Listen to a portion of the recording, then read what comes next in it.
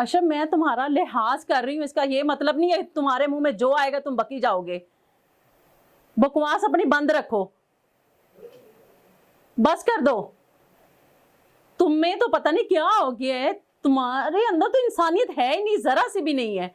अब मैं बताऊं क्या, उसने इतनी इतनी गालियां दी है ना उस बदजुबान इंसान ने। उसको ये लिहाज नहीं आया कि कोई बात नहीं है कि मैं अगर उससे प्यार से बात कर रही हूँ तो उसको भी चाहिए प्यार से बात करना मेरे साथ। मैं कह रही देखो मुझे गाली मत देना, मेरा दिमाग खराब मत करना। देखो अशरफ, मैं तुम्हारा लिहाज कर रही हूँ। नहीं, मैं तो कभी भी नहीं गई। मुझे तो अपने आप पे यकीन था कि मेरी मोहब्बत में इतनी ताकत है कि वो बंदा लौट आएगा मेरे पास, लेकिन वो तो टस से मस नहीं हो रहा। पता नहीं क्या सुंघा दिया उस रज्जो ने। जी हाँ जी। देखो अशरफ, मेरी बात सुनो। मैंने सारी पिछली जो भी बातें हैं ना भुला कर ना तुम्हें मैंने दावत दी है, तुम आओ, मैं तुम्हारे पसंदीदा खाना बनाऊंगी। हाँ हाँ, जैसे तुम्हें टिंडे गोश्त पसंद है मैं अपने हाथों से बनाऊंगी। हाँ हाँ। क्या? देखो अगर मैंने बुला दी है ना तो तुम्हारा भी बनता है। मैंने कोई कोई पुरानी बात, पिछली बात दोहराई है नहीं ना, तो तुम्हें भी नहीं दोहरानी चाहिए। अच्छा,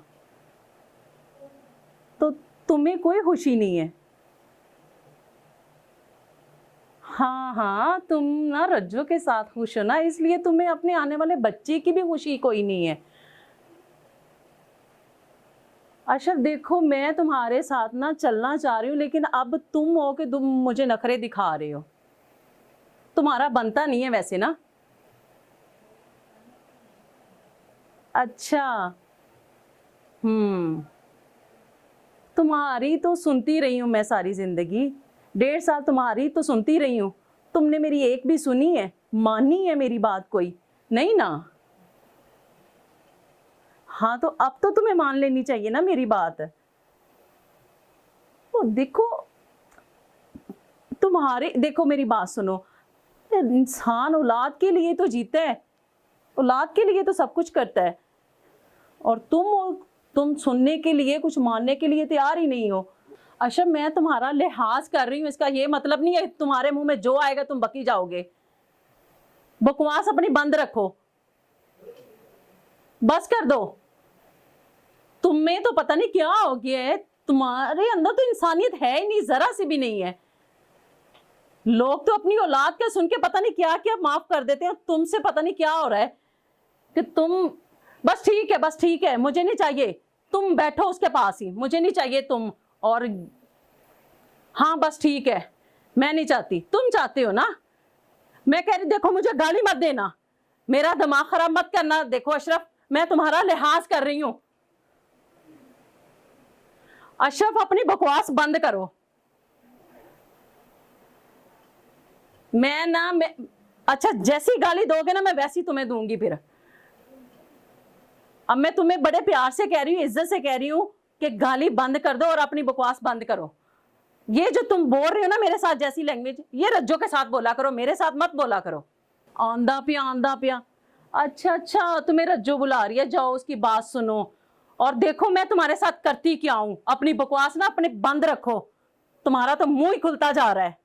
अस्सलाम वालेकुम ख्वातीन व हज़रात, मैं हूं आपका होस्ट अली शराजी। आप ARS पाकिस्तान देख रहे हैं।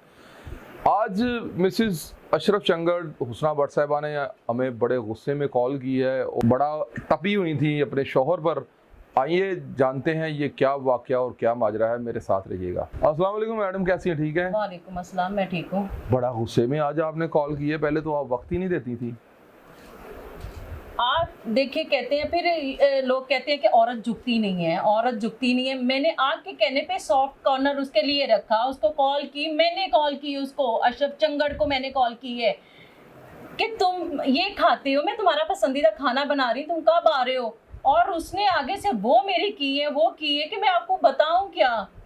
कुछ तो बताएं, क्या हुआ? क्या आपने कॉल क्यों की थी जब हमने कहा था कि हम अपने चैनल की वसासत से आपकी मुलाकात करवाएंगे? ठीक है आपने कहा था, लेकिन देखिए मैंने बड़े प्यार से कॉल की है कि शायद वो मोम हो जाएगा, उसके दिल में जो भी रंजिश है वो खत्म कर देगा, आएगा। और देखिए औलाद की खातिर इंसान क्या क्या करता है, ये पिछली बातें नहीं भूल सकता। कुछ बोल नहीं सकता? मैंने बुला दिया जब, ये क्यों नहीं बोल रहा फिर? अभी कल ही की तो बात है, हम आपसे मिल के गए हैं, आपसे बात करके गए हैं, तो आज आपने उसे कॉल कर दी, रह नहीं सकी थी आप उसके बगैर? क्या हुआ था? मैं बड़ी उदास हुई थी, मैं रह नहीं सकी, मैंने इसलिए कॉल की है उसको। तो फिर कोई बात नहीं, फिर अगर नहीं रह सकती थी पर मजीद उसकी रिक्वेस्ट कर लेती हैं आप। और कितनी करूं मैं? कितनी की थी? कितनी की है? ये काम है कि मैं उसको फोन करके कह रही हूँ आओ, मैं तुम्हारा पसंदीदा खाना बना रही हूँ, दोनों मिलकर बैठ के खाते हैं। बनाया है? फिर खाना बनाया हुआ है? उसने तो मेरा दिमाग बना दिया है। अच्छा, खाना नहीं बनाया आपने? खाना नहीं मैंने बनाया फिर। अच्छा ठीक है, चलें आज आप बाजार से मंगवा लीजिएगा। तो फिर उसने क्या कहा है? अब मैं बताऊं क्या, उसने इतनी इतनी गालियां दी है ना उस बदजुबान इंसान ने। उसको ये लिहाज नहीं आया कि कोई बात नहीं है कि मैं अगर उससे प्यार से बात कर रही हूँ तो उसको भी चाहिए प्यार से बात करना मेरे साथ। रज्जो करीब बैठी होगी ना? रज्जो करीब बैठी है कि उसकी माँ बैठी है? बीवी भी आधी माँ ही हो जाती है। आधी माँ हो जाती है तो मैं क्या करूँ फिर? मैं बीवी नहीं थी उसकी? आप भी आधी माँ है, आप आधी माँ वो है। तो जब उसको शर्म लिहाज नहीं है तो मैं और कितना उसके लिए झुक जाऊं? अपने बच्चे के लिए मैंने इतना झुकाव पैदा किया है। अब आप क्या चाहती हैं, हमसे क्या चाहती हैं, आप बताएं। देखिए आपके कहने पे मेरी इतनी बेइज्जती हुई है। मेरे कहने पे? जी आपके कहने पे हुई है। तो अब आप हमसे क्या चाहती हैं? हम आपसे एक्सक्यूज करें कुछ ऐसा? नहीं, आप क्यों एक्सक्यूज करें मेरे साथ? बनता तो उसका है ना, बदतमीज का। आप उसकी जुबान नहीं बंद करवा सकते? हम उसको उठा के ले जाते हैं, आपके पाँव में डाल देते हैं। और बताएं। नहीं नहीं, मैं ये नहीं चाहती। जो इंसान दिल से नहीं गवारा तो वो आ भी जाए तो मेरे लिए फजूल है। पिछली मरतबा तो आप कह रही थी कि वो आएगा, मैं उसके लिए हंस हंस के, आप कह रही थी मैं वो गुड़ वाले चावल बनाऊंगी कि पता नहीं लड्डू बनाऊंगी इसके लिए। मैंने तो कहा था, लेकिन उस बंदे ने देखो ने फिर क्या मेरे साथ किया। जब मैंने उसको कॉल करके कहा है कि आओ तुम, मैं तुम्हारे लिए खाना बनाऊंगी, तो उसने तो आगे से वो कहते हैं ना, लाप आके मेरे हाथ देती है। क्या कहता है? मैं बाजार से ही शवारमा खा लिया मैंने। शवारमा वो रज्जो के हाथ की खाता है, शवारमा नहीं खाता। तो फिर अब आप क्या चाहती हैं फाइनली? अब क्या खत्म हो गया उसका किस्सा, फट गया सीन? अच्छा मैं आपको एक और चीज़ बताता हूँ, मेरी बात सुने। आप ना किसी बाबे शाबे का इस्तेमाल कर लें। ये जो दम दरूद वाले बाबे नहीं होते, जी जी, उनका कोई इस्तेमाल करें आप। ये भी बड़ा आजकल चर्चा चला हुआ है। औरतें तो जाती हैं, औरतें तो, आप नहीं कोई करती इस तरह के सीन? नहीं मैं तो कभी भी नहीं गई। मुझे तो अपने आप पे यकीन था कि मेरी मोहब्बत में इतनी ताकत है कि वो बंदा लौट आएगा मेरे पास, लेकिन वो तो टस से मस नहीं हो रहा। पता नहीं क्या सुंघा दिया उस रज्जो ने। आप YouTube पे कोई सर्च करें, कोई बाबा बड़ा जलाली सा। आपके पास है कोई जलाली बाबा? मेरे पास कोई नहीं है। मैं आपको सिर्फ जस्ट ये कह रहा हूँ कि YouTube पे देखें, बड़े बड़े बाबे हैं, बड़े बड़े बंदे को राय रास पे ले आते हैं, तो वो आ जाएगा। वो राय रास पे आ जाएगा, आपका आपकी तस्बीह करेगा, आपका गुलाम बन जाएगा, आपकी टांगे फिर से दबाया करेगा, फिर से वही टाइटैनिक वंस अगेन। ऐसा दोबारा हो जाएगा? ऐसा ही होगा। मैं कह रहा हूँ ना कि ये जो बाबे हैं ना जी, ये तो समझ ले कि बड़ा बड़ा कुछ कर देते हैं। तो आपको कुछ जरा तगड़ा बाबा ढूंढना पड़ेगा। तगड़ा क्या? इतना इतना तगड़ा? नहीं नहीं, वो नहीं, अपने काम में तगड़ा हो। अच्छा अच्छा, आपके कहने का ये मतलब है। मेरे आप मशवरे पे लगना शुरू हो गई हैं ना, तो फिर आप यही काम करें। फिर आप कोई बंदा ऐसा ढूंढें जो अशरफ को इस तरह खींचे तो आपके मेरे आपको पास गुलाम हो जाए। मेरा ही कर दे। आप ही क्या कर दे, रज्जो को भी ठुड्डे करा दे।